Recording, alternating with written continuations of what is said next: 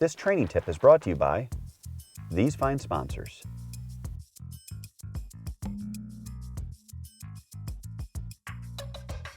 Shed hunting's become incredibly popular. It's something we do here at Soggy Retrievers. This is Ruger. Ruger is an accomplished hunting dog, and his owner wanted him to start shed hunting. That brings us to our point for this week's training tip. When you train your shed dog, you also want to train it as a hunting dog.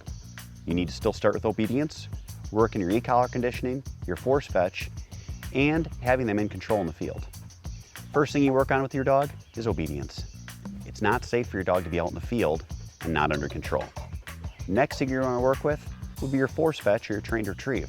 People don't do this as often with their shed dogs, and they really should, because when it comes down to it, your dog's off in the cover, they might find a great shed, but because they're not trained to hold something in their mouth properly, they may not bring it back. Good dog.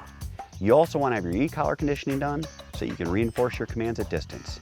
If your dog's out of sight, you're blowing your whistle, you're calling here, and you can't hear him, you need to have that ability to touch him with a reminder. Attaboy, here, good dog.